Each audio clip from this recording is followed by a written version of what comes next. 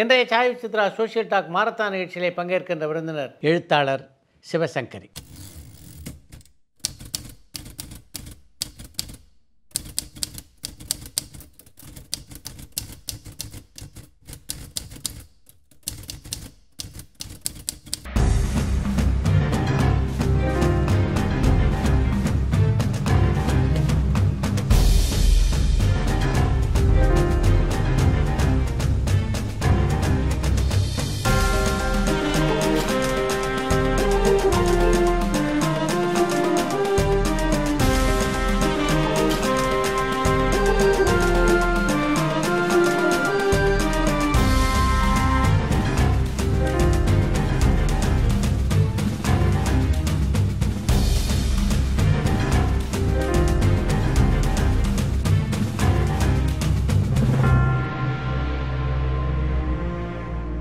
இன்றைக்கும் இலக்கிய ரசிகர்களால் கொண்டாடப்படுகின்ற ஒரு எழுத்தாளர் தான் சிவசங்கரி. இவர் எழுதி குவித்துள்ள படைப்புள்ள எண்ணிக்கை ஏராளம். 150 சிறுகதைகள், 36 நாவல்கள், 48 குறுநாவல்கள் என்று சொல்லிக்கொண்டே போகலாம். இவருடைய படைப்புகளில் மிக முக்கியமானது 18 இந்திய மொழிகளில் 102 எழுத்தாளர்களை பேட்டி கண்டு எழுதிய கட்டுரை தொகுப்புகள்.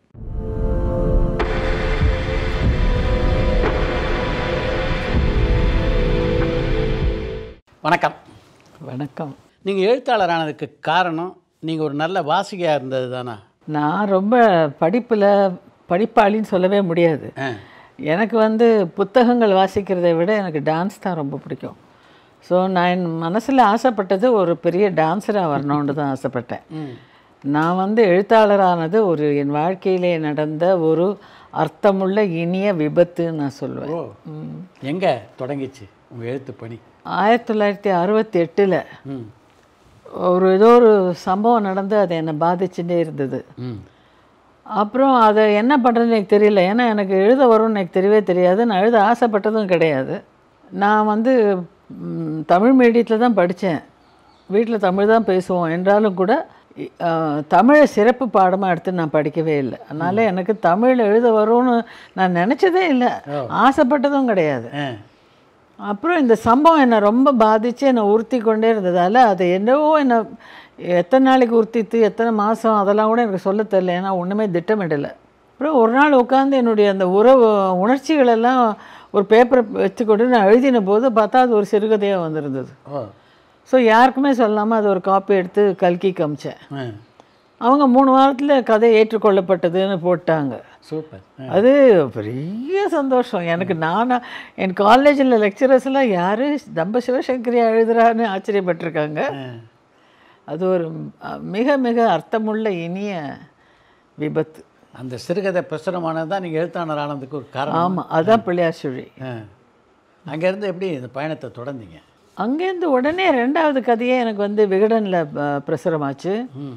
69லேயே மணியன் சார் ரொம்ப ஊக்கம் கொடுத்து என்னை அப்போவே மாத தொடர்கதைகள்னு அப்போ போடுவாங்க. அந்த ஒரு வருஷத்தில் என்னை 2 மாத தொடர்கதை எழுத வச்சார். அதில் ஒன்று மக்களால் சிறந்த மாத தொடர்கதைன்னு தேர்ந்தெடுக்கப்பட்டது அந்த வருஷத்துக்கு. அப்புறம் 70ல் மணியன் சார் ஊக்கம் கொடுத்து என்னை முதல் தொடர்கதை எழுத வச்சார். அதுக்கப்புறம் 71க்கு அப்புறம் சாவி சார் முழுக்க எனக்கு எழுதுங்கம்மா. நான் அமெரிக்கா போயிட்டு வந்துட்டு அவர் சொன்னார், அதை பதிவு பண்ணுங்கோ அப்படின்னார். அனுபவங்கள் புதுமையானவைன்னுட்டு புதுமையான அனுபவங்கள்னு எழுதினேன். 2ஆம் தடவை போயிட்டு வந்தோடனே திரும்பி அவர் எப்போ ஆரம்பிக்க போகிறீங்கன்னு கேட்டார். நான் சொன்னேன், ஒரு தடவை எழுதிட்டேனே சார்னு. எழுத்தாளர் கண்ணுக்கு ஒவ்வொரு தடவையும் புதுசாக விஷயங்கள் தெரியும்னார்.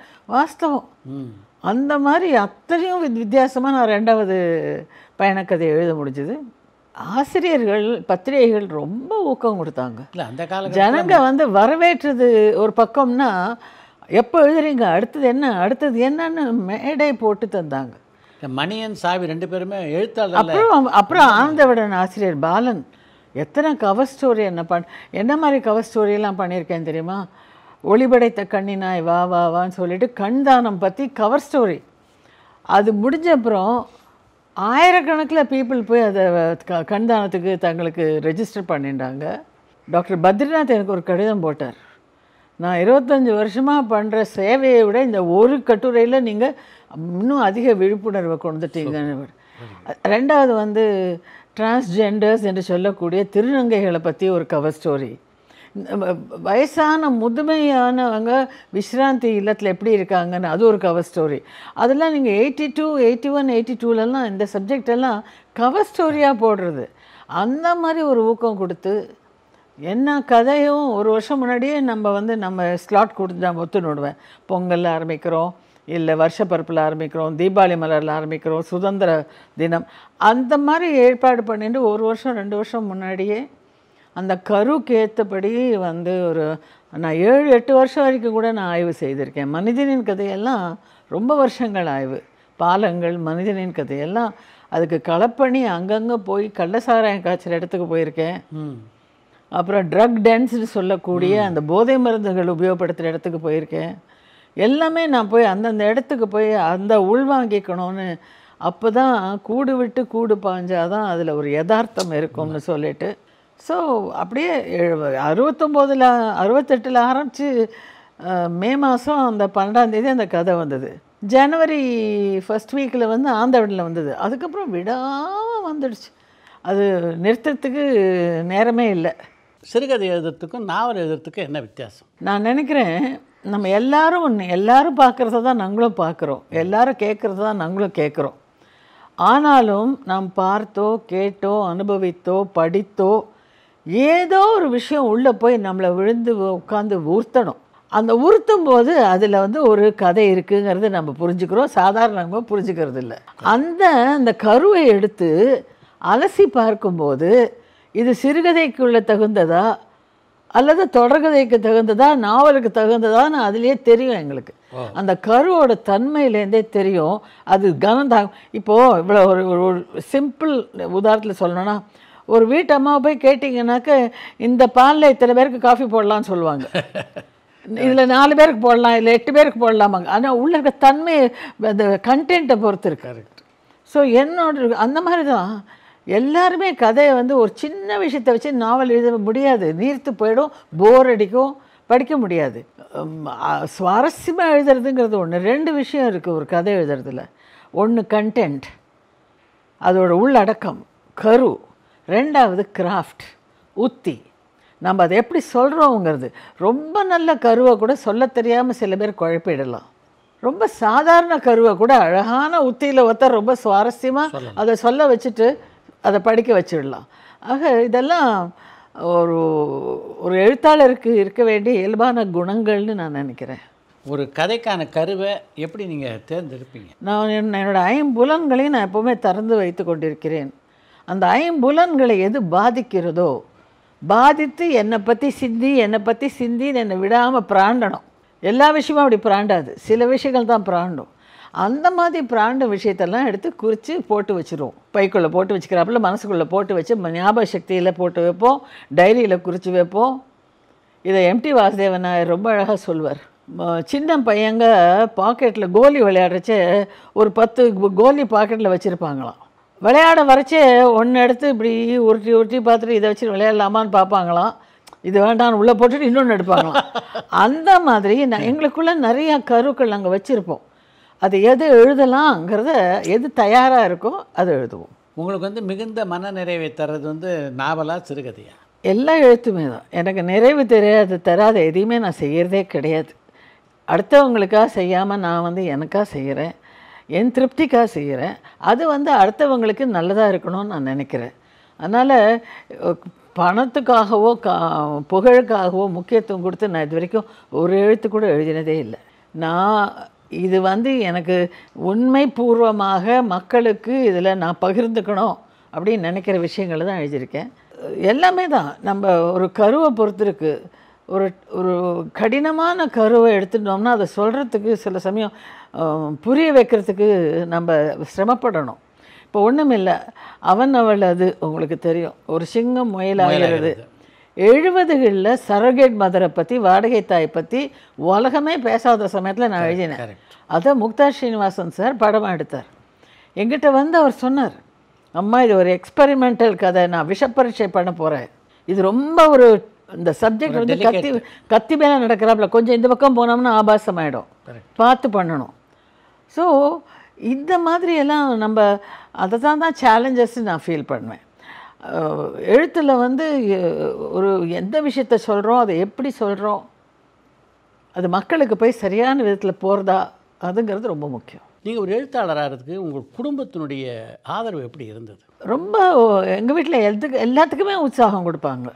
டான்ஸ் ஆடினப்போவும் உற்சாகம் கொடுத்தாங்க, பாட்டு இப்போ கற்றுன்னு பாடுன்னா அதுக்கு உற்சாகம் கொடுப்பாங்க. நான் எழுத்தாளரானது எங்கள் வீட்டில் குடும்பத்தில் எல்லாருக்கும் ரொம்ப சந்தோஷம். எனக்கு திருமணம் ஆகிடுத்து. திருமணம் ஆகி எனக்கு இப்போது 7 வருஷம் ஆகிடுத்து. என் கணவர் இன்டர்ஃபியரே பண்ண மாட்டார். அதுதான் ஒரு மிகப்பெரிய உற்சாகம் எனக்கு கொடுத்தது. நான் எழுதணும் சிந்திச்சிட்ருக்கேன்னா அன்றைக்கி அவர் என்னை அப்படியே தனியாக விட்டுருவார். என்னை இதை பண்ணு அதை பண்ணு இங்கே வா அதெல்லாம் பண்ண சொல்லவே மாட்டார். என்னை வந்து என்னுடைய சுதந்திரத்துக்கு அவர் குறுக்க நின்னதே கிடையாது. நானாக இருக்க அவர் வந்து அதை பார்த்து சந்தோஷப்பட்டார். அதனால் குடும்பத்தில் ரொம்ப மிகப்பெரிய சப்போர்ட். ஏன்னா நான் வந்து ஒன்றும் இல்லை, ஒரு சின்ன விஷயம் சொல்கிறேன் கேளுங்களேன். நான் 68 எழுத ஆரம்பித்தேன். 71 3 வருஷம்தான் இருந்தது. அதுக்குள்ளே கொஞ்சம் எஸ்டாப்ளிஷ் ரைட்டர் ஆகிட்டேன்னா கூட நான் பட்டிங் ரைட்டர் தான், வயசுலேயும் சின்னவோ. பாகிஸ்தானோட சண்டை போட்டு பங்களாதேஷ் டிக்ளரேஷன் இந்திரா காந்தி கொடுக்குறாங்க. அன்றைக்கி ராத்திரி 9 மணிக்கு விழுப்புரத்தில் என் ஹஸ்பண்டோட, அப்போல்லாம் இங்கிலீஷ் நியூஸ் தான், வேறு டிவி கிவிலாம் கிடையாது. அது கேட்டப்புறம் எனக்கு என் கணவர்கிட்ட சொன்னேன்னா, எப்பேற்பட்ட மனுஷன், உலகத்திலே பெரிய தலைவராக இப்போ இருக்காங்க அவங்க, இந்த தலைவிக்குள் இருக்கும் மனுஷி எப்படிப்பட்டவோ எனக்கு பார்க்கணுன்னு ஆசையாக இருக்குது. எப்படிப்பட்ட அம்மா, எப்படிப்பட்ட மனைவி, எப்படிப்பட்ட பாட்டி, எப்படிப்பட்ட பேத்தி, எப்படிப்பட்ட மகள், எப்படிப்பட்ட அம்மா, இத்தனையும் தெரிஞ்சுக்கணும்னு ஆசையாக இருக்குது. பல முகங்கள், ஒருத்தருக்கும் ஒரு ரோல் இருக்குது இல்லையா, அத்தனை பேருக்கும். அப்போ என் கணவர் என்ன சொன்னார் தெரியுமா, இத்தனைக்கு நான் பட்டிங் தான், அப்போது பெரிய அளவுலலாம் தெரியாது, இத்தனைக்கு தமிழில் தான் எழுதுகிறேன். சரி நீ டெல்லிக்கு போ, அங்கே போய் முயற்சி பண்ணு, உனக்கு அதுக்கு என்ன செலவோ அதை பற்றி கவலைப்படாத, நான் கூட நின்று பண்ணுறேன், ஆனால் நான் கூடலாம் வர மாட்டேன், நீ தனியாக போய் முயற்சி பண்ணணும். அதுக்கு அவர் எனக்கு அவ்வளோ பெரிய உற்சாகம் கொடுத்து தொட்டு தான் நான் டெல்லிக்கு போய் உறவினர்கள் வீட்டில் தங்கிட்டு அங்கே போய் இந்திரா காந்தி அம்மையாரோட, அப்போது எனக்கு ஒரு அதிர்ஷ்டம், செக்ரட்டரியாக இருந்தவர் ஒரு சேஷன் ஒருத்தர், அவர் இந்த டிஎன் சேஷன் இல்லை, இன்னொரு சேஷன், அவர் எங்கள் அப்பாவோட ஃப்ரெண்டு. ஸோ நான் வந்திருக்கேன் மாமா, இந்த மாதிரி வந்திருக்கேன்னு ஃபோன் பண்ணும்போது அன்றைக்கி இன்னொரு அதிர்ஷ்டம் என்னென்னா, அன்றைக்கி இந்திரா காந்தி பங்களாதேஷ்க்கு போயிருக்காங்க. ஸோ அவர் கொஞ்சம் ஓய்வாக இருந்தார். ஸோ வாம்மா அப்படின்னார். போயிட்டு இந்த மாதிரி ஆசையை சொன்னேன், எனக்கு இந்திரா காந்தியை மனுஷியாக பார்க்க ஆசை அப்படின்ட்டு. அவர் சொன்னார், உனக்கு ஒரு க்ரீன் பாஸ் தரேன், நீ வந்து அவங்க ஆஃபீஸ்க்கு வீட்டுக்கெல்லாம் போய் யாரெல்லாம் சந்திக்கணுமோ சந்தித்து நீ அந்த விவரங்களை சேகரினார். சரின்னு ஒரு 21 நாளைக்கு அங்கேயே தங்கி அவங்க வீட்டுக்கு போவேன், அவங்க நாயோட விளையாடுவேன், ராஜீவ் காந்தி சஞ்சீவோடலாம் டீ சாப்பிட்ருக்கேன் உட்காந்துட்டு. அப்போல்லாம் இந்த மாதிரி கெடுபிடியெல்லாம் கிடையாது. அப்போல்லாம் இன்னும் கொஞ்சம் ஜாஸ்தி ஃப்ரீடம் இருந்தது. அண்ட் கட்சியில் இது அத்தனையும் பண்ணி முடிச்சுட்டு நான் வந்து சொன்னேன், நான் குறிப்பெல்லாம் எடுத்துட்டேன், ஆனால் அவங்கள சந்திக்காமல் என்னால் பர்சனலாக எழுத முடியாதுன்னு. இத்தனைக்கு நான் சின்ன பொண்ணு, தமிழ் எழுதுகிறவோ ஆரம்பகால எழுத்தாளர், அதுக்கு எவ்வளோ ஒரு முக்கியத்துவம் கொடுத்து அவங்க எனக்கு இந்திரா காந்தி அம்மையார் என்னை 10 நிமிஷம் சந்திக்கிறேன்னு சொல்லிட்டு 65 நிமிஷம் சந்தித்தாங்க. அப்பா, அது வந்து இந்திராவின் கதைன்னு அப்புறம் போயிட்டு வந்து நான் தினமணி கதிரில் எழுதினேன். நான் எவ்வளோ ஒரு முக்கியத்துவம் கொடுத்து நமக்கு ஒரு அந்த மாதிரி எனக்கு ஒரு அனுபவம் கிட்டுறதுக்கு என் ஹஸ்பண்ட் கொடுத்த ஊக்கம் தானே. நீ இப்போ அவர் வந்து என்ன மாதிரி இதெல்லாம் ஒரு நாள் நடக்கிற காரியம் இல்லை, பேசாமல் இருமா, இங்கே கதை எழுதின்ற நீ பாட்டி இருமான்னு சொல்லியிருந்தான்னா நான் ஒன்றும் பண்ணியிருக்க முடியாது. நீ போ, டெல்லிக்கு போ, முயற்சி பண்ணி பாருன்னு சொன்னார் இல்லையா. அந்த மாதிரி இதெல்லாம் தான் எங்கள் ஃபேமிலியில் ஒன்று பண்ணணும்னு நினச்சா எல்லாருமே வந்து ஒன்றால் முடியும் பண்ணு அப்படின்னு தான் சொல்லுவாங்க. அது ஒரு பெரிய பாசிட்டிவ் பீப்புள் எங்கள் ஃபேமிலி எல்லாருமே. நாங்கள் எல்லாருமே வெரி பாசிட்டிவ் பீப்புள். பக்கத்தில் இருந்து இந்திரா காந்தியை பார்த்து பேசிய போது என்ன உணர்ந்தீங்க நீங்கள்? ஐயோ, வண்டர்ஃபுல் லேடியாக உணர்ந்தேன். ஒரு கம்பீரம் இருக்கும் அவங்கக்கிட்ட. அவங்கக்கிட்ட நிறையா விஷயம் நான் கற்றுட்டேன். அவங்கக்கிட்டேருந்தும் சரி, ராஜீவ் காந்தியோடையும் நான் 2 தடவை வெளிநாட்டு பயணம் போயிருக்கேன். அவர்கிட்டையும் சரி ஒரு நல்ல குணம் என்ன தெரியுமா, இப்போ நம்ம ஊரில் சில பெரிய மனுஷங்க அரசியல்வாதிகளை போய் நீங்கள் சந்திங்களேன், சொல்லுங்கள் அப்படின்னு சொல்லிட்டு இந்த பக்கம் திரும்பி ஃபோன் பேசுவா. அப்புறம் யாருப்பா, என்னப்பா, என்ன வந்திருக்கேன், நீ வந்திருக்கியா, நீங்கள் சொல்லுங்கள். நம்மளுக்கு முக்கியத்துவமே கொடுக்க மாட்டாங்க. நம்ம ஏன்டா அப்படி பேசுகிறோன்னு இருக்கும். ஆனால் இந்திரா காந்தி ஆகட்டும், ராஜீவ் காந்தி ஆகட்டும், முழுமையான கவனத்தை நமக்கு கொடுத்து. இத்தனைக்கு நான் அப்போது ஆரம்பகால எழுத்தாளர், வர்ணா கொலரில், நான் ஹிந்தியில் கூட இல்லை, இங்கிலீஷில் கூட இல்லை, தமிழ் எழுதுகிறவோ அப்படியே எனக்கு ஒரு முக்கியத்துவம் கொடுத்து கவனம் பூரா நம்மக்கிட்ட கொடுத்து நான் எழுதியிருக்கேன். ஷி மேட் மீ ஃபீல் இம்பார்ட்டன்ட்னு சொன்னேன். அப்படி ஒரு முக்கியத்துவம் கொடுத்து அதெல்லாம் கற்றுக்க வேண்டிய குணம் நான் நினைக்கிறேன். ஒரு தலைமை பண்பில் மட்டும் இல்லை, எல்லா சாதாரண குடும்பத்தில் இருக்கிறவங்களுக்கு கூட ஒரு காரியத்தை பண்ணும்போது அதுக்கு முழுமையான கவனத்தை கொடுக்கணும். ஒன்றை பண்ணிகிட்டே இன்னொருத்தட்ட பேசுகிறது. ஷோவோட ட்ராமாவனத்தில் சொல்லுவாங்க, இப்போ பண்ணுவாங்க, சுகுமாரி தான் உட்காந்து பூஜை பண்ணிகிட்ருப்பாங்க. நமக ஏண்டா கடங்காரம் வந்தானா இது நமகான்னு சொல்லிட்டு அந்த பழைய பழ போகிறோம் என்னடா பண்ணா இது என்ன பூஜை இது ரொம்ப சிரிப்பாக வரும். அந்த காட்சியை நீங்கள் பார்த்தேன்னாக்கா இது அந்த மாதிரிலாம் இல்லாமல் இந்த நிறைய விஷயங்கள் அவங்கக்கிட்டேருந்து கற்றுக்க முடிஞ்சது. அண்ட் மனிதர்களாக என்னை ரொம்ப இம்ப்ரெஸ் பண்ணாங்க. நான் அரசியல்வாதிகளை பற்றி பேசவே இல்லை. அரசியல் ஒரு இடத்துல கூட அந்த புஸ்தகத்தில் ஒரு வார்த்தை கூட கிடையாது. முழுக்க முழுக்க மனுஷனாக தான். ரொம்ப ஒரு கம்பீரமான தனிப்பட்ட ஒரு கரிஸ்மான்னு சொல்வாளே, கவர்ச்சி கொண்ட மனிதர்கள் அவங்கெல்லாம். ஒரு தாயாக என்ன ஒரு தனித்துவத்தை இந்திரா காந்திகிட்ட நீங்கள் பார்த்தீங்க? ஐயோ, தாய் இல்லை பாட்டியாக கூட சொல்வேன் நான். இல்லை, அவங்களுக்கு குழந்தை பெற்றுக்கணுங்கிற ஆசையில் தான் கல்யாணமே பண்ணிட்டேன்னாரு. அந்த மாதிரி சொல்லியிருக்காங்க, ஒரு பேட்டியிலேயே சொல்லியிருக்காங்க, எங்கிட்டையும் சொன்னாங்க. பெண் குழந்தை இல்லைன்னு உங்களுக்கு குறை இருக்கான்னு நான் கேட்டபோது, முதல்லலாம் இருந்தது இப்போல்லாம் இல்லை அப்படின்னு அந்த மாதிரி சொல்லியிருக்காங்க.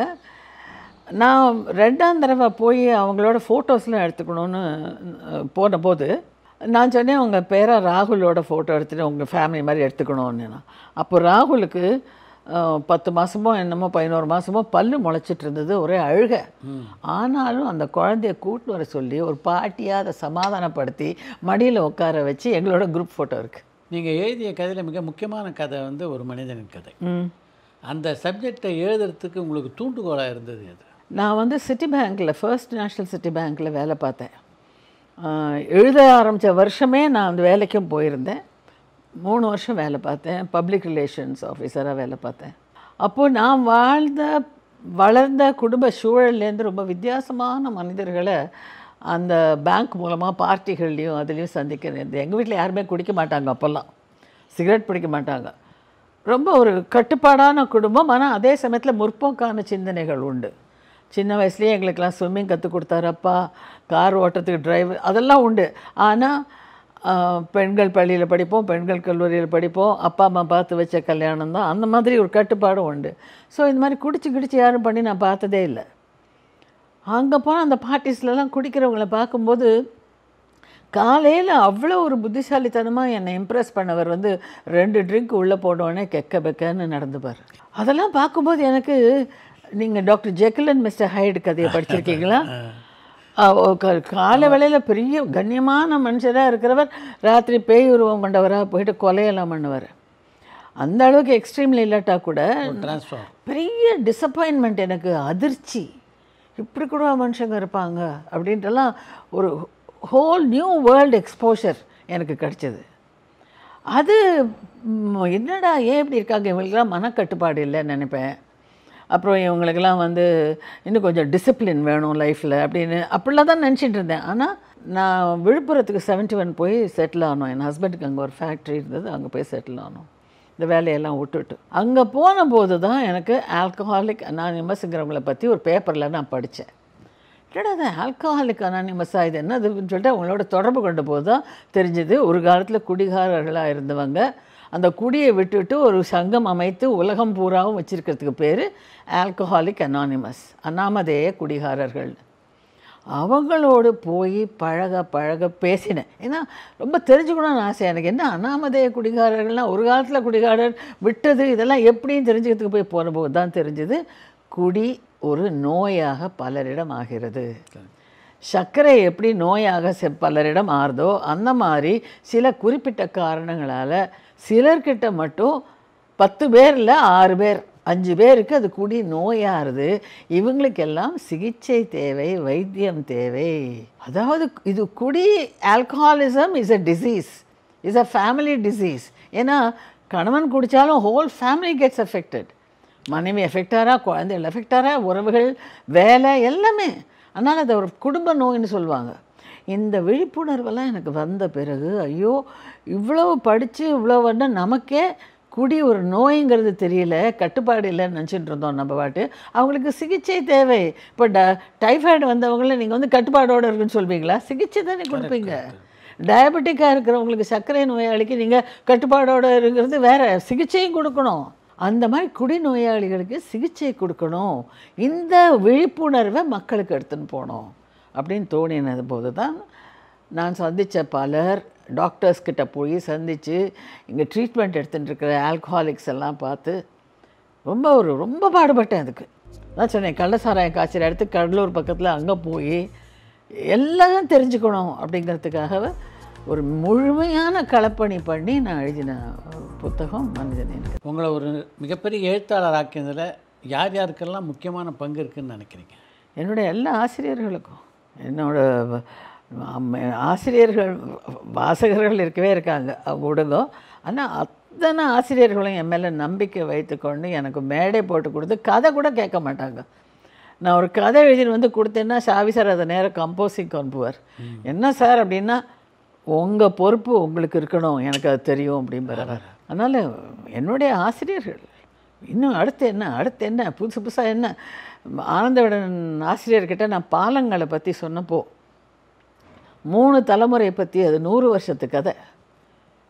அந்த 3 தலைமுறைக்கும் எப்படி ஒரு வித்தியாசங்கள் சடங்குகளில் பழக்க வழக்கங்களில் மாறுபாடு வருதுன்னு நான் காமிச்சதில் அவர் ரொம்ப அதில் ஈடுபாட்டுப்பட்டு அந்த 3 தலைமுறைக்கும் வித்தியாசம் காட்டுறதுக்கு 3 தலைமுறைக்கும் 3 ஓவியர்களை வச்சு, அந்த மாதிரி ஒரு தொடர்கதைக்கு 3 ஓவியர்கள் போட்டதே கிடையாது.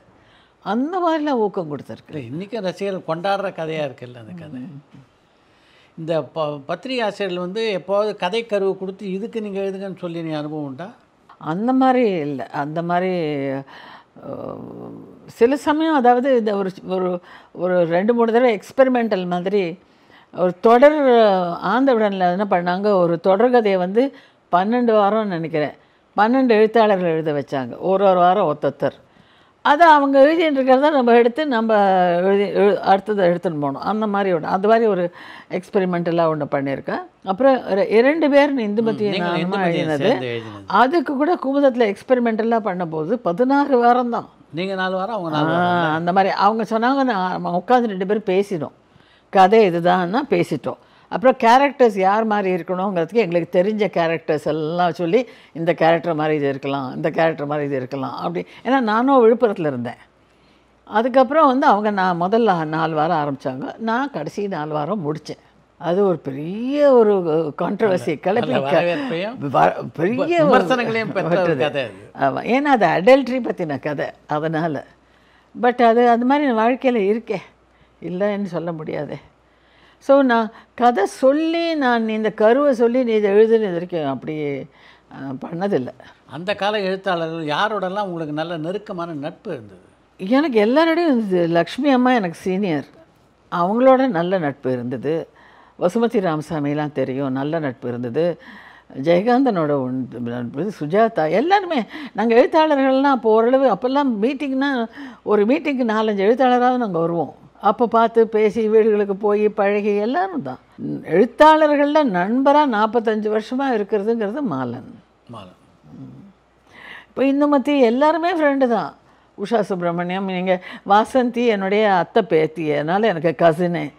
ஸோ எல்லாரையுமே தெரியும்.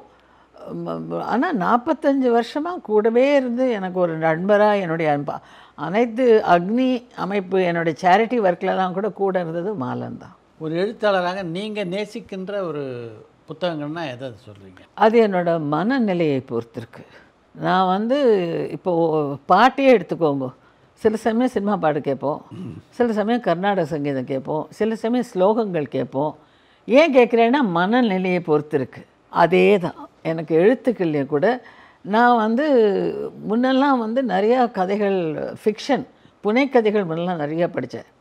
இப்போ ஒரு 10-15 வருஷமாகவே, இல்லை ஒரு 20 வருஷமாகவே நிறைய அந்த பாசிட்டிவ் திங்கிங், செல்ஃப் இம்ப்ரூவ்மெண்ட், விழிப்புணர்வு, அந்த நான் ஃபிக்ஷன்லாம் நிறையா படித்தேன். இப்போது ஒரு 7-8 வருஷமாக நிறையா ஸ்பிரிச்சுவல், ஆன்மீக புத்தகங்கள் தான் இப்போ நிறையா படிக்கிறேன். ஃபிக்ஷன்லாம் ரொம்ப படிக்கிறது இல்லை, ஆன்மீகம் தான் நிறையா படிக்கிறேன். படிக்கிறதே இல்லைன்னு சொல்ல மாட்டேன், எப்பப்போ நல்ல புத்தகம் சிலது வந்தோ அது படிப்பேன். இப்போ பாருங்க, போன வாரம் நான் கடைசியாக பிடிச்ச என்னன்னு பார்த்தா, டெல்லி கணேஷ் அவர்கள் வந்து தன்னுடைய வாழ்க்கை வரலாறு பிள்ளையார் சுழின்னு எழுதியிருக்கார். அதுக்கு பேச புத்தகம் வெளியிட வாங்க கூப்பிட்டுருந்தார் என்ன. அதுக்கு போகிறதுக்கு முன்னாடி புஸ்தகத்தை படிக்கணுன்ட்டு அந்த புஸ்தகத்தை ஃபுல்லாக படிச்சுட்டு போய் பேசினேன். நீங்கள் தாம்மா அதை ஃபுல்லாக படித்து வந்தீங்கன்னு அவர் கூட எங்கிட்ட சொன்னார். என்கிட்ட அந்த ரொம்ப நல்லா எழுதியிருக்காரு. அதாவது ரொம்ப எளிமையாக சுவாரஸ்யமாக எழுதியிருக்காரு. அது ரொம்ப முக்கியம். ஒரு புஸ்தகத்துக்கு ரீடபிலிட்டி ரொம்ப முக்கியம். புஸ்தகத்தை கையில் எடுத்தால் ஐயோ வச்சுடலான்னு நினைக்கக்கூடாது, கீழே வைக்கக்கூடாது, அந்த மாதிரி இருக்கணும். அதுதான் ரீடபிலிட்டி. உங்களுடைய பெரும்பாலான படைப்புகள் உறவுகளை மையமாக வச்ச படைப்புகள் தான். ஆனால் அதையும் தாண்டி பார்த்தீங்கன்னா பல சப்ஜெக்டை நீங்கள் எழுதியிருக்கீங்க. அந்த சப்ஜெக்ட்லாம் தொடரணுன்ற ஒரு எண்ணம் உங்களுக்கு எங்கே பிறந்தது? எழுத்தாளர்களை பல ரகமாக பிரிக்கலாம். ஒருத்தர் முன்னோக்கி பார்ப்பாங்க, ஒருத்தர் சமகாலத்தை பார்க்கலாம், ஒருத்தர் பின்னோக்கி பார்க்கலாம். பின்னோக்கி பார்க்குறவங்க சரித்திர கதைகளெல்லாம் எழுதுகிறாங்க. சமகாலத்தை பார்க்குறவங்க அதுவும் நான்லாம் நிறைய பண்ணியிருக்கேன். இப்போ மனிதனின் கதையோ அவனோ எடுத்துட்டிங்கன்னா அதெல்லாம் சமகால கதைகள் தான். ஆனால் நானாக ஒரு பெண் தன்னுடைய சுயத்தை தேடி யார் தனக்கு என்ன ஹூவமாயின்னு தேடுற அந்த தேடல், வேலை பார்க்குற பெண்களோட ஒரு பிரச்சனைகள், இதையெல்லாம் நான் ஒரு 20 வருஷம் கழிச்சு இப்படிப்பட்ட பிரச்சனைகள் சமுதாயத்துக்கு வரும் அப்படின்னு எனக்கு தோணினதால் அதெல்லாம் எடுத்து ப்ரிப்பரேஷன்ஸ். இப்போ வீட்டுக்கு ஒரு விருந்தாளிங்க வராங்கன்னா நமக்கு காய்கறி இருக்கா, பால் இருக்கா, அது இருக்கான்னு ஏற்பாடு பண்ணி வச்சுப்போம் இல்லையா? அது மாதிரி ப்ரிப்பரேஷன்ஸ். ஸோ நாளைக்கிட்ட அவங்க வந்தவுடனே திடீர்னு வந்தோடனே நம்ம தவிக்கக்கூடாது. ஐயோ அவங்க வரப்போகிறாங்கன்னு நமக்கு தெரியும். கரெக்ட். அப்புறம் தயாராக இல்லாமல் இருந்தால் என்ன அர்த்தம்? ஸோ இது இன்னும் 20 வருஷத்தில் காலம் மாறப்போகிறது. வீட்டுக்கு வீடு வேலை பார்க்குற பெண்கள் போகும்போது அந்த வேலை பார்க்குற ஒரு 30 வருஷம் முன்னாடி அது சரி அப்புறம்னு அப்போவே முதல்ல எழுதினேன் நான். அப்போ பெண்களுடைய வேலை பார்க்குற பெண்களுக்கெல்லாம் வருத்தம் இருந்தது. ரெட்டை சுமை சுமக்கிறோம் நாங்கள். வீட்லேயும் அத்தனையும் பண்ணி வச்சுட்டு போக வேண்டியிருக்கு, ஆஃபீஸ்லேயும் போய் பண்ண வேண்டியிருக்கு. எங்கள் நிலைமையை யாருமே புரிஞ்சுக்கல, பேசாமல் வேலை இல்லாமல் இருந்தால் நிம்மதியாக இருக்குமோ அப்படின்னு எங்கிட்ட 35-40 வருஷம் முன்னாடி சொன்ன பெண்கள் இருக்காங்க, வேலை போகிற பெண்கள். ஆனால் தேவை இருந்தது, நல்ல வேலைக்கு போயிருந்தாங்க. ஆனால் இப்போ பாருங்க, இப்போ வேலைக்கு போகிற பெண்களுக்கெல்லாம் குடும்பத்தில் கணவன் நிறையா வேலைகள் பண்ண ஆரம்பித்தாச்சு. ஷேரிங் ஆஃப் ரெஸ்பான்சிபிலிட்டி முன்னையோட இப்போ ஜாஸ்தியாக இருக்குது. முழுசாக மாறலை, ஆனால் நிறையா மாறி இருக்கு. ஸோ ஒரு 25 வருஷம் கழிச்சு நான் தான் நினச்சேன்னா என்னுடைய நானாகங்கிற கதையில் அவள் நல்ல வசதியான குடும்பத்தில் நல்ல சம்பளத்தில் வேலை பார்க்குற ஹஸ்பண்ட், எல்லாமே வீடு, காரு, டிரைவர், அந்த மாதிரி இருக்கிற ஆள். அப்படி இருக்கிறவளுக்கு 2 பிள்ளைகளும் படிக்கிறதுக்காக ஐஐடியில் காலேஜ் போய் சேர்ந்தப்புறம் 42வது வயசில் ஒரு வெறுமை வருது அவளுக்கு. அந்த வெறுமை வரைச்சே என்னடா இப்படி போர்டமாக இருக்கேன்னு பார்க்குறச்சே ஏதாவது பண்ணணும் அப்படின்னு தோணுச்சு. சின்ன வயசு ஆசை டான்ஸ் கற்றுக்கணுங்க. ஸோ கலாக்ஷேத்ராவில் போய் சேரலான்னுட்டு ஹஸ்பண்ட்டை சொன்னால் உனக்கு பைத்தியம் பிடிச்சிட்டு இந்த வயசில் போய் டான்ஸாக இதுவா குடும்பமே புரிஞ்சிக்க மாட்டா. பிள்ளைகள்லாம் கூட அம்மா என்னம்மா அது வேணா, டைப்ரைட்டிங் போ, கம்ப்யூட்டர் கிளாஸ் போ, குக்கிங் கிளாஸ் போ. அவள் சொல்ல இவளுக்கு பிடிவாதம் வரும். நான் இத்தனை வருஷம் இவங்களுக்கு இவ்வளோ நல்ல மனைவியாக, இவ்வளோ நல்ல அம்மாவாக இருந்திருக்கேன். இப்போ என்னுடைய ஒரு ஆசையை நிறைவேற்றிக்கணும்னு நான் பார்க்குறச்சே இவங்க புரிஞ்சிக்க மாட்டேங்கிறாங்களே, கூட நிற்க மாட்டேங்கிறாங்களே, பிடிவாதமாக இருப்போம். கடைசியில் அந்த கணவன் தஞ்சாவூருக்கு போவான் அப்பாவோட திவசத்துக்காக. அப்போது இவள் போயிருக்க மாட்டான். ஏன்னா அன்றைக்கி அவள் சொல்லுவோம், நாளைக்கு எனக்கு கலாக்ஷேத்திரம் ஆரம்பிக்கிறது, நான் போயாகணும், நான் வரலன்னு விடுவோம். அந்த மருமக எப்போவுமே கூடவே நிற்கிற மருமக அன்றைக்கி வரா தொட்டு எல்லாம் முடிஞ்ச அப்புறம் மாமியார் கேட்போம், அவனை தனியாக போய் பிள்ளைகிட்ட, அம்மா என்னடா ஏன் அவள் வரலன்னு. உன்னோட மாட்டு பொண்ணுக்கு புத்தி பேதலிச்சு போச்சுமா, மெனப்பாஸ் போல் இருக்குது, கண்டதெல்லாம் ஹிஸ்டீரியா மாதிரி பேசுகிறா, டான்ஸ் கற்றுக்க போகிறாளாம். அப்போது அம்மா சொல்லுவா, அதில் என்னடா தப்புன்னு கேட்பான். என்னம்மா இப்படி சொல்கிறேன்பா. ஆமாம், உங்கள் பாட்டி தாத்தா செத்து போனபோது அவளுக்கு மொட்டையை அடித்து வெள்ளை புடவை கட்டித்து. உங்கள் அப்பா செத்து போன போது என்ன சொன்னேன் நீ, எங்கள் அம்மாவுக்கு அதெல்லாம் பண்ணக்கூடாதுன்னு. காலம் மாறி போச்சு. 2வது நான் தஞ்சாவூரில் இருக்கிற வீட்டிலே இருக்கணும்னு ஆசைப்பட்டேன். நீங்கள் எல்லோரும் எதிர்த்த போது கூட நீ என்ன சொன்னேன், இல்லை அம்மாவோட சுதந்திரம் ரொம்ப முக்கியம், அம்மா இருக்கட்டும்னு சொன்னேன். இப்போது மனைவி தான் யாருன்னு தேடணும்னு ஆசைப்படுறாடா, அவள் போய் கற்றுண்டா என்னடா தப்பும்பா. இவன் ராவா வண்டியை ஓட்டின்னு இவன் வெடிக்காத்தாலும் இவளுக்கு ரொம்ப கஷ்டமாக இருக்கும். ஏன்னா ஒத்துமே தன்னை புரிஞ்சிக்கல, ஹஸ்பண்டை மீறின்னு பண்ணுறோமேன்னு இருக்கும். புடவை கட்டின்னு ட்ரெஸ் பண்ணிடுச்சு, வாச காலிங் பெல் இருக்கும். போய் திறந்தா அவன் செவந்த கண்ணும் கலைஞ்ச தலையுமா வருவான். இவளுக்கு என்னன்னு கேட்கறதுக்கு முன்னாடி நான் அவனை கொண்டு போய் ட்ராப் பண்ணிட்டுமா கால் கேட்பான். கதை அங்கே முடியும். நான் எதுக்கு இதை எழுதினேன்னா, இப்படி தான் பெண்களெல்லாம் தங்கள் சுயத்தை தேட ஆரம்பிப்பார்கள். அவர்கள் ரத்தமும் சதையும் உள்ளவர்கள், அவளுக்கென்று விருப்பு வெறுப்பு இருக்கிறது. இதெல்லாம் நான் பேசுகிறதால ஃபெமினிஸ்ட் இல்லை, ஒரு ஹியூமனிஸ்டாக பேசுகிறேன், ஒரு மனுஷியாக பேசுகிறேன். அதை ஆண்கள் புரிஞ்சுக்கணும், குடும்பம் புரிஞ்சுக்கணும். புரிஞ்சுட்டாதான் அந்த குடும்பத்தில் ஒரு அமைதி இருக்கும், இனிமே இருக்கும்ன்ட்டு. ஸோ இதெல்லாம் ஃப்யூச்சரிஸ்டிக்காக பார்த்து எழுதணும்னு நினைக்கிறதால நான் அப்படி எழுதிட்டேன். Purposely plant. உங்களுடைய படைப்பின் மேலே பல விமர்சனங்கள் வந்திருக்கும். அந்த விமர்சனங்களில் உங்களால் மறக்க முடியாத விமர்சனம்னு எதை சொல்லுவீங்க? ஒன்று பாசிட்டிவ், நெகட்டிவ், ரெண்டு சைட்லேயுமே. பாசிட்டிவ் நிறைய வந்திருக்கு. பாசிட்டிவ் நிறையா. எங்கெங்கேருந்தோ ஃபோன் பண்ணி, ஜெர்மனிலேருந்து ஃபோன் பண்ணி ஒருத்தர் பேசுகிறாரு, ராத்திரி பூரா வந்து நான் மனிதனின் கதையை படிச்சுட்டு, எங்கள் அப்பா குடிகாரர், அவர்கிட்ட நான் 10 வருஷமாக பேசாமல் இருந்தேன். கிராமத்தில் இருக்கிற எங்கள் அப்பா இந்த மனிதனின் கதையை படித்தப்புறம் தான் எனக்கு வந்து அது ஒரு நோய், எங்கள் அப்பாவை நான் கவனிச்சிருக்கணும்னு தோணித்து. ஸோ இன்றைக்கி ஆஃபீஸ்க்கு லீவ் போட்டுட்டு உங்கள் நம்பரை தேடி உங்ககிட்ட பேசுகிறேன் மேடம். நான் இப்போ இன்னும் 10 நாளில் இந்தியாவுக்கு வந்து எங்கள் அப்பாவுக்கு சிகிச்சை கொடுக்க போகிறேன்னு சொன்னார். இந்த மாதிரி நிறைய வந்திருக்கு. அதனால் அதை பற்றி சொன்னோம்னா அது வந்து பெருமை படிச்சுக்கிற மாதிரி ஆகும். கிரிட்டிசிசம்னு பார்த்தா, விமர்சனம் பார்த்தா, எனக்கு முதல்ல ஆரம்ப காலத்தில் வந்து நான் நிறையா ஆங்கிலம் கலந்து எழுதிட்டு இருந்தேன். ஸோ அது வந்து என்னத்துக்கு இப்படி இவ்வளோ ஆங்கிலம் கலக்கிறாங்கிறத நானே யோசித்து பார்த்தேன். அதுக்கப்புறம் அந்த ஆங்கிலம் கலக்கிறத நானே குறைச்சி நெத்தேன். அந்த கேரக்டருக்கு தேவைன்னா கலந்தேனே தவிர தேவையில்லாமல் பண்ணலை.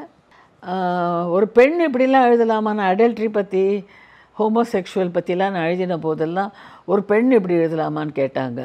அந்த மாதிரி ஒரு விமர்சனம்லாம் வந்திருக்கு. இன்ஃபேக்ட் ரொம்ப போல்டாக என்னோடய கதைகள் இருந்ததுங்கிறதுல ஆரம்ப காலத்தில் ஒரு பத்திரிகையின் உதவி ஆசிரியர் வந்து, அப்போல்லாம் வந்து ஆண்கள் எல்லாம் வந்து நிறைய பேர் வந்து கவர்மெண்ட்டில் வேலையாக இருந்தாங்க. ஸோ மனைவி பேரில் எழுதுவாங்க எல்லாம். அந்த மாதிரி என் கணவரும் பண்ணுறாரு போல இருக்குது. ஏன்னா என் கணவரும் இங்கே ஹெவி எலக்ட்ரிக்கல்ஸில் ஜோனல் மேனேஜராக இருந்தார். பொண்டாட்டி பேரில் எழுதுகிறார் போல இருக்குது.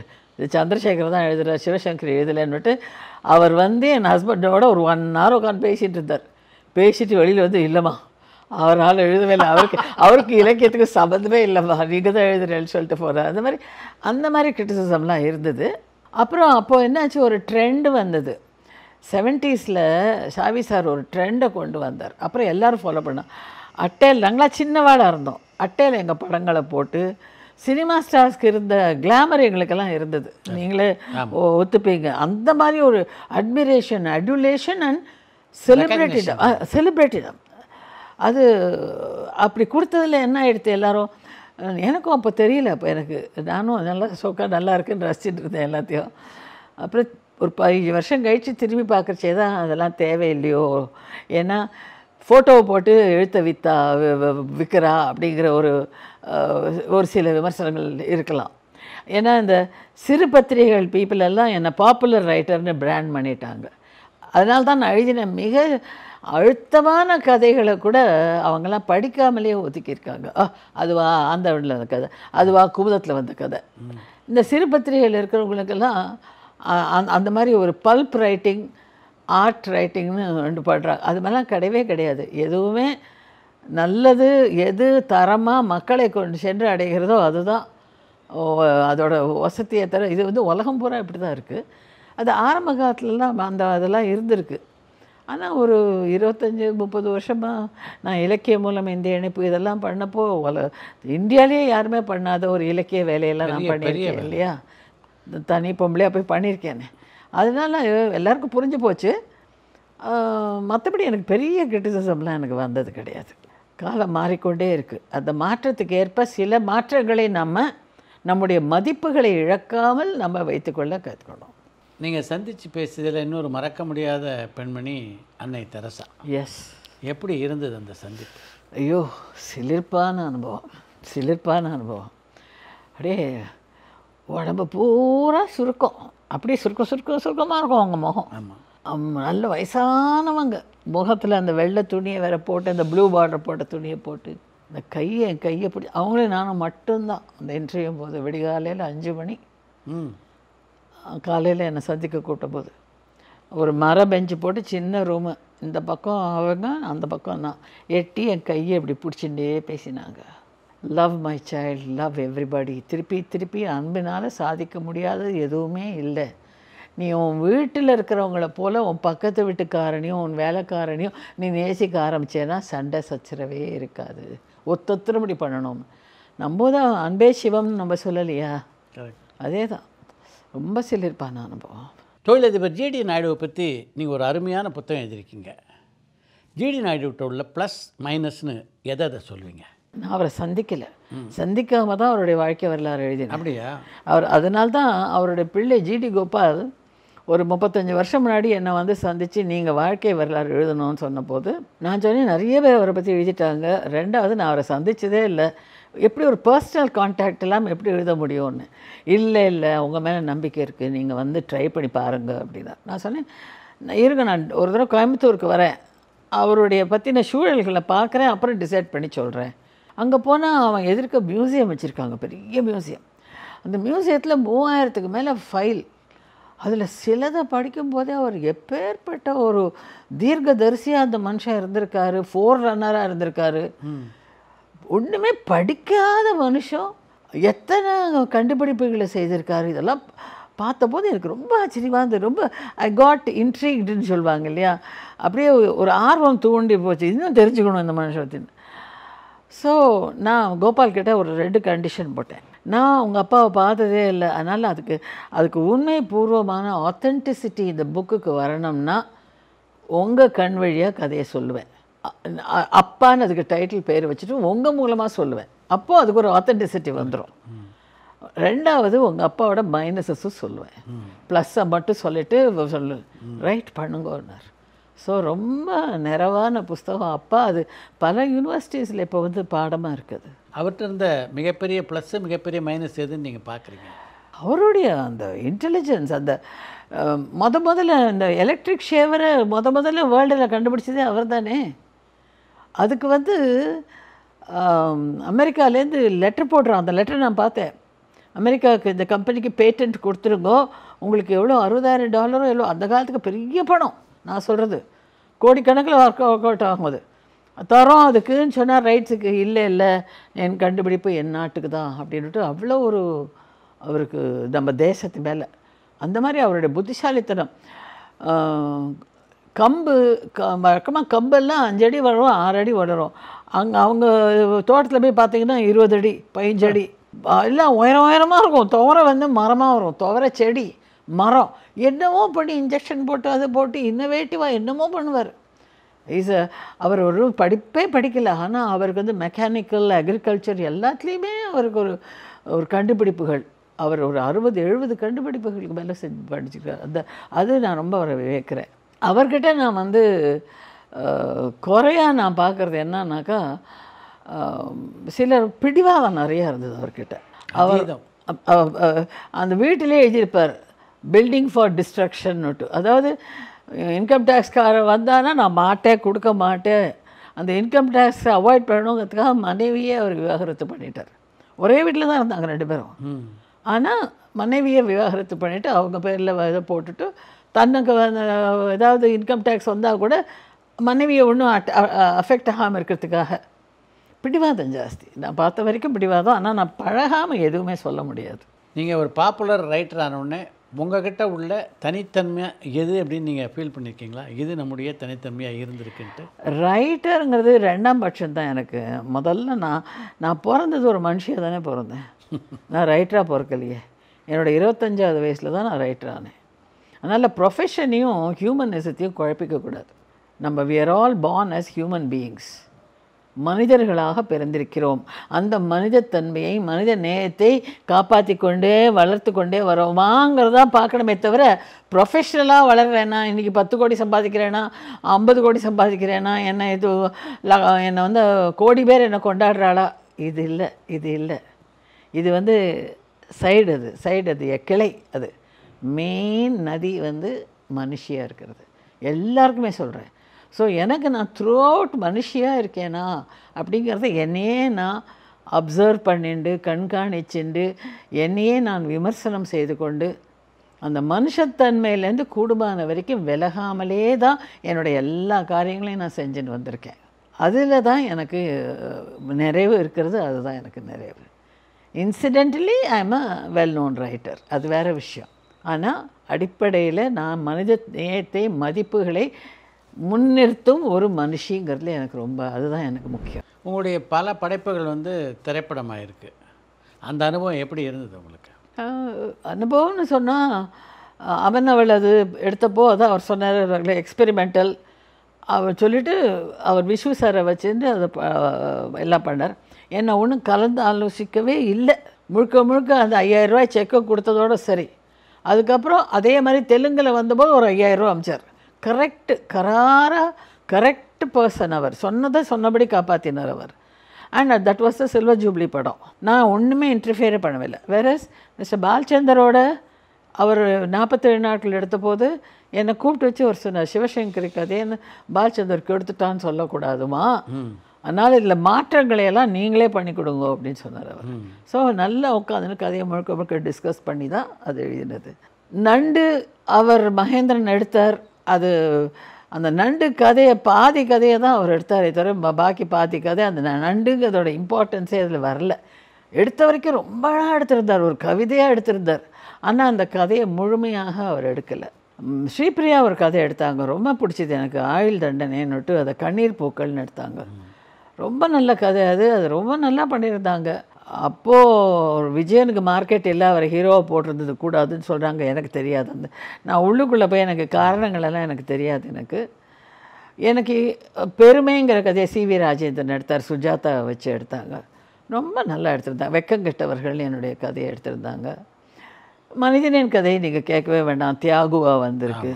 அதே மாதிரி குட்டியை வந்து ஜானகி விஸ்வநாதன் எடுத்து அது பிரசிடெண்ட் அவார்டு வாங்கியிருக்கு. நான் எனக்கு நம்பிக்கை இல்லாத டைரக்டர்கிட்டையோ ப்ரொடியூசர்கிட்டையோ நான் கதையை கொடுத்ததே கிடையாது. அந்த கதையில் மாற்றங்கள் வருங்கிறத நான் முழுமையாக ஏற்றுக்கிறேன். ஏன்னா இது ஒரு மீடியம்லேருந்து இன்னொரு மீடியம் போகிறதுனால அந்த மாற்றம் வரும். படிக்கிறதுலேருந்து விஷுவல் மீடியத்துக்கு போகிறது. அதனால் அந்த டைரக்டர் மேலே நீங்கள் நம்பிக்கை வச்சுட்டு கொடுத்துடணும். என் குழந்தை தான், ஆனால் என் குழந்தைய உங்ககிட்ட ஒப்படைச்சப்புறம் நீங்கள் அதை பார்த்துப்பீங்கிற நம்பிக்கை இருக்கணுமே தவிர என் கதையை கெடுத்துட்டாங்க, எனக்கு இதாக எடுத்து அப்படி பேசுகிறதுலலாம் எனக்கு நம்பிக்கை இல்லை. இந்த படங்களுடைய படப்பிடிப்புகளுக்கு போயிருக்கீங்களா நீங்கள்? அவன் அவள் எழுதும்போது ஒரு தடவை போயிருக்கேன்னு நினைக்கிறேன். மற்றபடி போனதில்லை. நீங்கள் பாலச்சந்தர் சார் கூப்பிட்டார் என்ன, சரிதா பண்ண ரோலை நீங்கள் பண்ணுங்கோ அப்படின்னு என்னை கூப்பிட்டார். சிவசங்கரியாவே வந்து கொஞ்சம் வாங்க நீங்கள் அப்படின்னாரு. அப்போ எங்கள் மாமனார் மாமியாரெல்லாம் அதுக்கெல்லாம் ஒத்துக்க மாட்டாங்கங்கிறதுல நாங்கள் ஒத்துக்கலை. அதுக்கு அவர் மிஸ்டர் பாலச்சந்தருக்கு என் மேலே வருத்தம் தான்.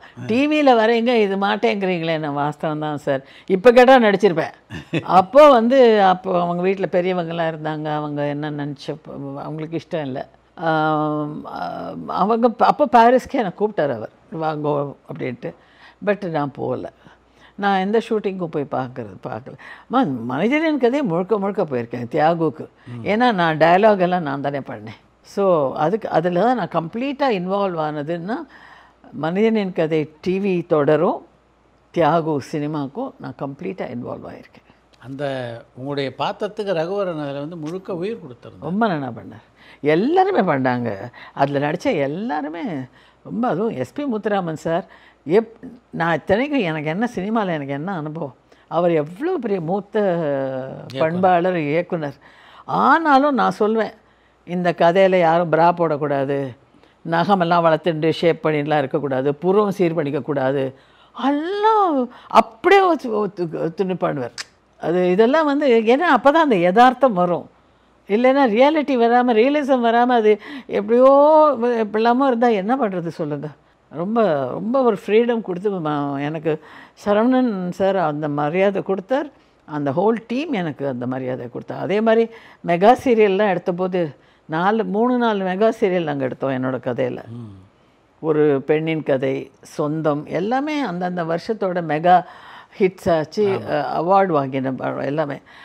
அதுக்கு தான் முக்கியமாக நான் கூட உட்காந்து சொல்வேன், எனக்கு இந்த கதாபாத்திரங்கள் வெறும் நூல் புடவை தான் கட்டணும், மெல்லிஸ் செயின் தான் கழுத்தில் போடணும், ஒத்த வலை இருக்கணும், அதுக்கு மேலே ட்ரெஸ் இருக்கக்கூடாது, கிராமத்தில் வந்த பொண்ணுன்னா பூர்வத்தெல்லாம் சீர் பண்ணிக்கக்கூடாது, எல்லாம் அப்படியே பண்ணாங்க. அவள் ரொம்ப நல்லா வந்தது. அதெல்லாம் உங்களுடைய படைப்புகள்லாம் வந்து நீங்கள் படமாக பார்த்ததில் உங்களுக்கு மன நிறைவை தந்த படம்னு எதை சொல்லுவீங்க உங்கள் படைப்பில்? எல்லாமே தான் நான் அதான் சொன்னேனே, அந்த நம்பிக்கை இல்லாத டைரக்டர்கிட்ட நான் கொடுத்ததே கிடையாது. அதாவது அவங்களோட சிறப்பாக பண்ணியிருந்தாங்க. அதனால் ஒன்றுமே நான் இது திருப்தியே இல்லைப்பா இந்த படம் நான் எதையுமே சொல்ல மாட்டேன். ஜெயலலிதா அவர்களோடு உங்களுடைய நட்பு எங்கே தொடங்கிச்சு? டான்ஸில் கேஜே சரஸா தான் என்னோடய டீச்சர். நான் ஒரு காம்படிஷனில் ஆல் இண்டியாவில் ஃபஸ்ட் ப்ரைஸ் வாங்கினேன் டான்ஸில். அதுக்கு ஜட்ஜாக வித்யாவதி வந்திருந்தாங்க. 3 ஜட்ஜில் ஒருத்தர் அவங்க சித்தி. அவங்க என் டான்ஸை பார்த்துட்டு உடனே எங்கள் டீச்சர்கிட்ட அறிமுகப்படுத்த சொல்லி பண்ணி 2 நாளில் தான் அம்முவுக்கு ஜெயலலிதாவுக்கு அந்த டீச்சரை நியமித்தாங்க. ஸோ அப்படி எங்களுக்கு பழக்கம் ஆச்சு. அவங்களுக்கு 9 வயசு, எனக்கு 13 வயசு. அந்த சந்தர்ப்பத்தில் நாங்கள் பழக ஆரம்பித்தோம். ரொம்ப ஒரு நெருக்கமான நட்பு எங்களுக்குள்ளே இருந்தது. 83 அவங்க அரசியல் என்ட்ரு பண்ணி கடலூரில் பேசின ஃபஸ்ட்டு டேப்பை எனக்கு கூட அமுச்சு எப்படி பேசியிருக்கேன் சொல்லு, சரியாக இருக்கா இல்லையான்னு கேட்டது கூட வரைக்கும் இருந்தது. அதுக்கப்புறம் நானும் ரொம்ப அப்போ பிஸியாக இருந்தேன். அப்புறம் என் கணவர் நோய்வாய்ப்பட்டு இறந்து அதெல்லாம் இருந்தது. அவங்களும் டெல்லிக்கு போயிட்டாங்க எம்பியா. ஸோ 2 பேருமே அப்படியே விலகிட்டோம். அவங்க போன பாதையே வேறையாக போயிடுத்து, நான் போன பாதையே வேறையாக போயிடுத்து. அவங்க இவ்வளோ பெரிய அரசியல் தலைவியாக உருவாவாங்கன்னு உங்களுக்கு தோணுச்சா? அப்போ அரசியலில் வருவாங்கன்னு எனக்கு தோணலை. ஆனால் எந்த காரியம் செஞ்சாலும் அதில் அவுட்ஸ்டாண்டிங்காக வருவாங்கங்கிறது தெரியும். அவ்வளோ ஒரு திறமைசாலி. அரசியலில் 82க்கு அப்புறம் தான் அவங்க போகிறாங்கங்கிறதே எனக்கு தோண ஆரம்பிச்சிது. அது வரைக்கும் அவங்க கல்யாணம் பண்ணிக்கணும்னு ஆசைப்பட்டாங்க, குடும்ப வாழ்க்கை வேணும்னு ஆசைப்பட்டாங்க, எழுத்தாளர் ஆகணும்னு ஆசைப்பட்டாங்க. அதனால் எந்த காரியம் பண்ணாலும் மகா கெட்டிக்காரிங்க. கற்பூர புத்தி நான் சொல்வேன் அம்முக்கிட்ட. நீ எது செஞ்சாலும் அப்போல்லாம் ஐஎஃப்எஸ் தான் இருக்கிறதுக்குள்ளேயே பெருசு, இந்தியன் ஃபாரின் சர்வீஸ். ஐஏஎஸை விட அது மேலே. அப்போ நான் சொல்வேன், நீ ஐஎஃப்எஸ்க்கு நீ போய் எங்கேயா அம்பாசிடராக போகணும், நீ அவ்வளோ புத்தி இருக்கும் உனக்குன்னு சொல்லிகிட்டே இருப்பேன். அவங்கக்கிட்ட இருந்த தனித்தன்மை அப்படின்னா நீங்கள் எதை சொல்லுவீங்க? ஒரு கம்பீரம் உண்டு, கேரிஸ்மா உண்டு, புத்திசாலித்தனம் உண்டு. இதெல்லாம் நல்ல தனித்தன்மை தான். ஆஸ் எ ஃப்ரெண்டு உங்கள்கிட்ட எல்லாத்தையும் பகிர்ந்துக்குவாங்க? எனக்கு எல்லாமே தெரியும். அந்த சந்தர்ப்பத்தில் அவங்க லைஃப்பில் நடந்த அத்தனை விஷயம் எனக்கு தெரியும். ஒரு 83 வரைக்கும். அதுக்கப்புறம் தெரியாது. அதுக்கப்புறம் இந்த அம்முவே ஸ்ட்ரேஞ்சர் எனக்கு. அவங்களுக்கு நான் ஸ்ட்ரேஞ்சர், எனக்கு அவங்க ஸ்ட்ரேஞ்சர். நீங்கள் அவங்கள அதுக்கப்புறம் பார்க்க முயற்சி பண்ணலையா? அதான் சொன்னேன், நம்ம 2 பேருமே ஒரு மாதிரி தீர்மானம் பண்ணி விலகிட்டோம். நீங்கள் அதை பற்றி பேசலை கொள்ளலை ஒன்றும் பண்ணல. இத்தனைக்கு என் கணவர் இறந்தப்போ அவங்க டெல்லியிலேருந்து டெலகிராம் கூட அடிச்சிருந்தாங்க. அப்புறம் கூட என்னமோ தெரியல, அவங்கவுங்க வெளியில் அவங்கவுங்க பிஸியாக இருந்துட்டோம். அதில் அப்படியே விட்டு போயிடுச்சு. அதுக்குள்ளே அவங்க வாழ்க்கை ரொம்ப மாறி போச்சு. வேறு யாரும் இல்லாமல் அவங்க வாழ்க்கையில் வந்துட்டாங்க. அதனால் நம்மளாலாம் அதுக்கப்புறம் போய் அங்கே எப்படி பொருந்த முடியும்? ஏன் ஒரு காலகட்டத்தில் எழுதுறதை நிறுத்தணும்னு உங்களுக்கு தோணுச்சு? ஏன்னா இலக்கியம் மூலம் இந்திய இணைப்பு பண்ணி அது 16 வருஷ தவம். இந்தியா பூரா குறுக்கும் நெடுக்கும் போய் 100க்கும் மேற்பட்ட ஜெயண்ட்ஸ், ஒவ்வொரு லாங்குவேஜோட ஜெயண்ட்ஸையும் சந்தித்து 4 வால்யூம் தமிழ்லையும் இங்கிலீஷ்லையும் கொண்டு முடித்து சிங்கிள் ஒன் உமன் ஆர்மியாக பண்ணி முடிச்சதுக்கப்புறம் அப்படியே ஒரு மாதிரி ஓஞ்சி போச்சு. அது பண்ணும்போது எனக்கு என்னோடய எழுதுறதுக்கு நேரமே கிடையல. ஏன்னா அதுதான் முழுக்க என்ன 18 மொழிகளை ஆராய்ஞ்சு எழுதணுன்னா அது என்ன விளையாட்டா? நான் 5-6 வருஷத்தில் பண்ணுவேன்னு நினச்சா அது 16 வருஷம் ஆச்சு. அது ஒரு தவம். அந்த தவம் முடித்தப்பறம் ஒரு எக்ஸாஸ்ட் ஆகிடுது. அப்படியே அதான் எக்ஸாஸ்டாக என்ன, போகிறோம் நிறையா பண்ணியாச்சுங்கிற நிறைவு வந்துடுச்சு. ஆனாலும் பயணக்கட்டுரைகள்லாம் எழுதிட்டு தான் இருந்தேன், ஃபிக்ஷன் எழுதலை. அப்புறம் இப்போ கோவிட் சமயத்தில் 2 வருஷம் முன்னாடி திரும்பி கோவிட் சமயத்தில் சில இதெல்லாம் என்னை ரொம்ப பாதிச்சுது.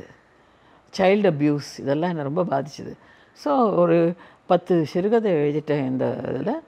அண்ட் இப்போது என்னுடைய முக்கியமாக என்னுடைய வாழ்க்கை சரித்திரம் எழுதி முடித்தேன்.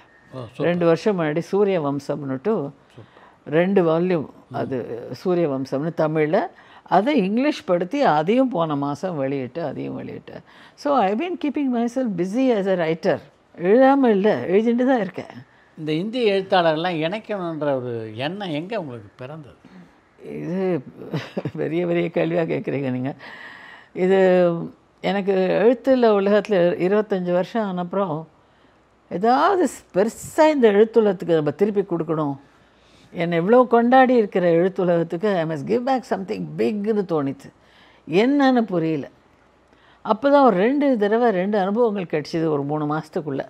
ஏதாவது நாங்கள் எல்லா இந்திய எழுத்தாளர்கள்லாம் கூடியிருக்கிற சமயத்தில் வெளிநாட்டு புத்தகங்களை ரைட்டரை பற்றி பேச முடியறது எங்களால். ஆனால் எங்களுக்குள்ளே பேச முடியலை. ஏன்னா டிரான்ஸ்லேஷன்ஸ் இல்லை, மொழிபெயர்ப்பு இல்லை. அதே மாதிரி சிக்கிமில் வந்து ஒரு சாகித்ய அகாடமி ஒரு மீட்டிங் ஏற்பாடு பண்ணியிருந்தாங்க. அதுக்கு என்னை கூப்பிட்டுருந்தாங்க. அங்கே போனால் அங்கே இருந்த எல்லா ரைட்டர்ஸுக்கும் காஞ்சிபுரம் புடவை தெரியுறது, இட்லி சாம்பார் தெரியுறது, அதுக்கு மேலே ஒன்றும் தெரியல. எனக்கு மகாகவி பாரதியாரை பற்றி கூட தெரியலேன்னு வருத்தமாக வருது.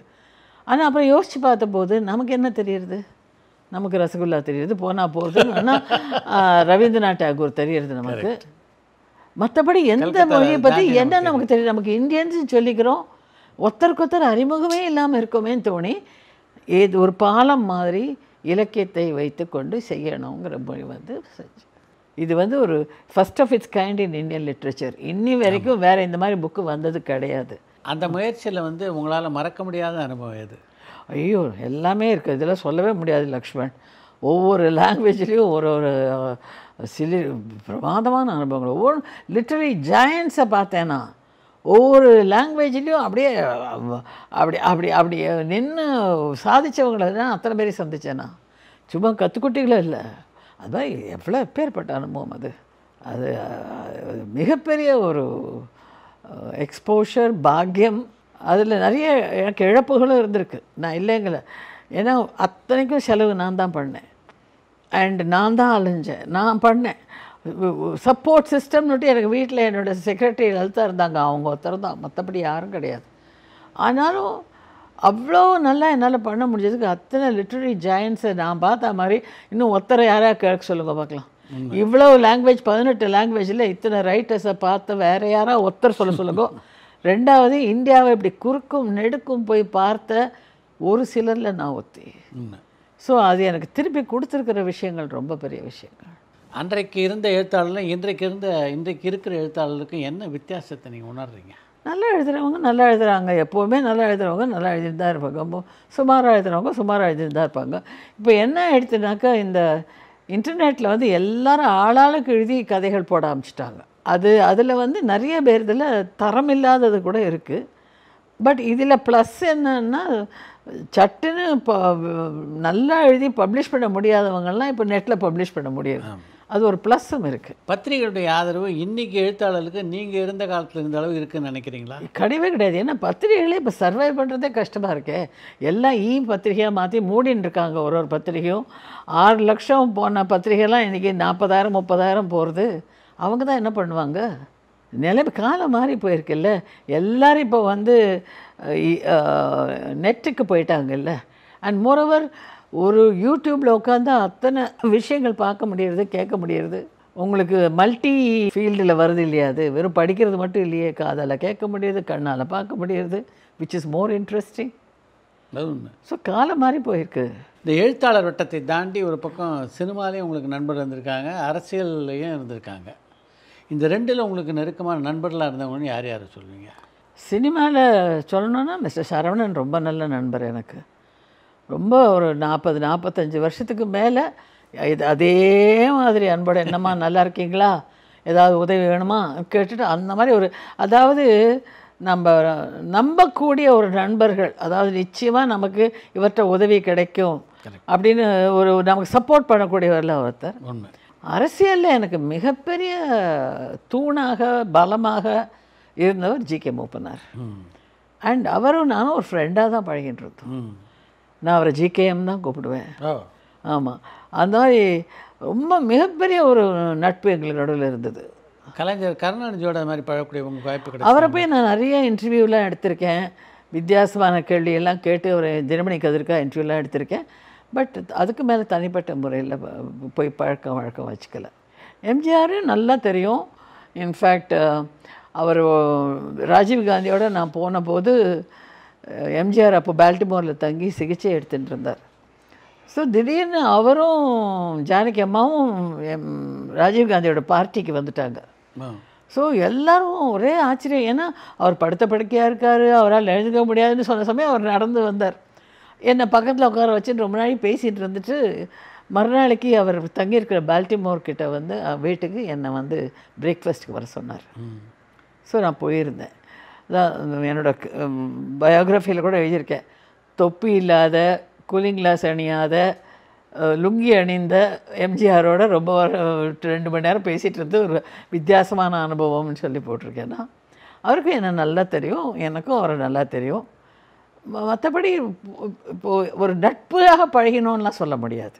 நல்லா தெரியும். ஒரு ஃபங்க்ஷனில் பார்ப்போம், பேசுவோம், கொள்ளுவோம், எல்லாம் பண்ணுவோம். பட் ஜிகேஎம் அப்படி இல்லை. குடும்பத்தோடு நாங்கள் குடும்பமாக பழகிருந்து அவங்க எங்கள் வீட்டுக்கு வரதும், நாங்கள் அவங்க வீட்டுக்கு போகிறதும், என்னுடைய எல்லா ஃபங்க்ஷனுக்கும் அவர் பார்ட்டிசிபேட் பண்ணுறதும், அவர் வந்து ஒரு குடும்ப நண்பராக இருந்து எனக்கு ஒரு பர்சனல் நண்பராக இருந்தார். அந்த மாதிரி இவாளெல்லாம் சொல்ல முடியாது. Show was a very good friend. ரொம்ப ஜோக் அடித்து பேசிக்கிற அளவுக்கு நல்ல ஃப்ரெண்டு நாங்கள். நீங்களும் ஷோவும் பேசும்போது எது அதிகமாக பிரதானமாக இருக்கும்? கிண்டல் தான் இருக்கும். கேலி கிண்டல். அவர் ஏதாவது பொம்பளையில் மட்டும் திட்டுவார், நான் சண்டை போடுவேன். ஆனால் அதெல்லாம் சும்மா எல்லாம் அவர் he respected women in his own way. பேசுகிறது மட்டும் அப்படி பேசுவார். பாஞ்சாலி சபதத்தை எனக்கு படித்து காட்டுவார் ஒரு நாளைக்கு.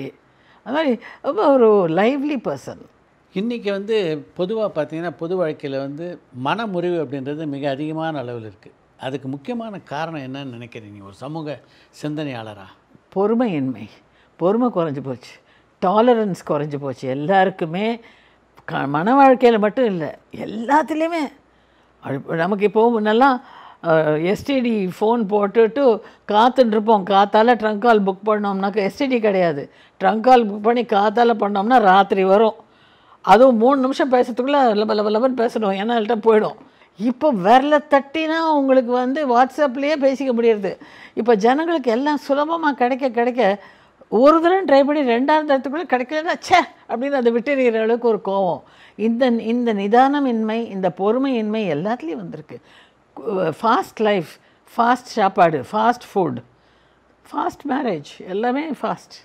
அதில் பொறுமை இல்லை. கணவனுக்கும் மனைவிக்கும் விட்டு கொடுத்தல் இருந்தால் தான் எந்த உறவுமே இருக்கும். அந்த விட்டு கொடுத்தலும் பொறுமையும் இல்லாமல் போச்சுன்னா அந்த உறவு உடனே போயிடும். அதுதான் இப்போ நடக்கிறது.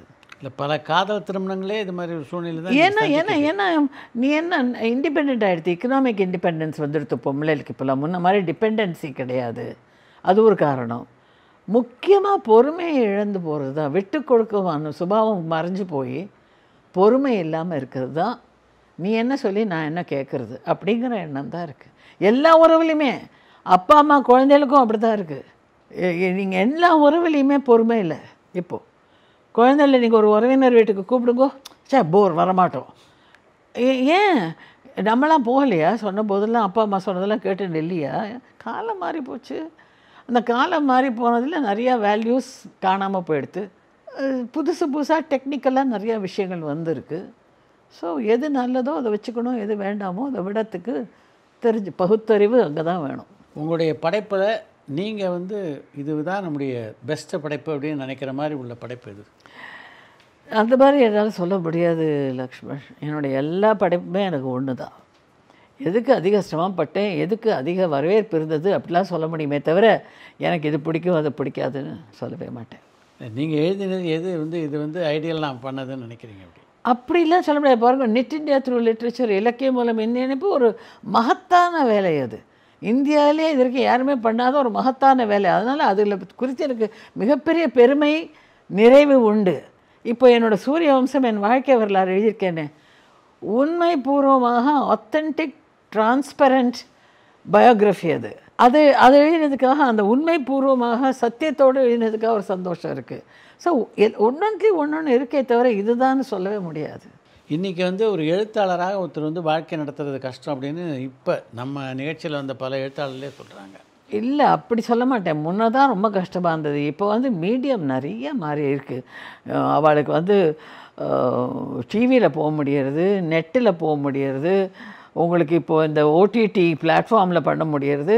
எழுத்தாளர்களுக்கு இப்போ நிறைய ஆப்பர்ச்சுனிட்டிஸ் இருக்குது. நிச்சயமாக எழுத்தை நம்பிட்டு வாழறதுல இப்போ வாழலாம். ஆனால் முன்னே வந்து ரொம்ப கஷ்டப்படுவாங்க. ஏன்னா ஒரு கதை வந்ததுன்னா 6 மாதம் இன்னொரு கதை வராது, அப்படி இருக்கும். அந்த கதைக்கு அப்போல்லாம் 100 ரூபா கொடுப்பாங்க. அதை வச்சு எப்படி குடும்பம் நடத்துறது? அந்த கஷ்டம்லாம் இப்போ இல்லை. ஆனாலும் காம்படிஷனுங்கிறது, போட்டிங்கிறது எல்லாத்துலேயும் இருக்குது இல்லையா?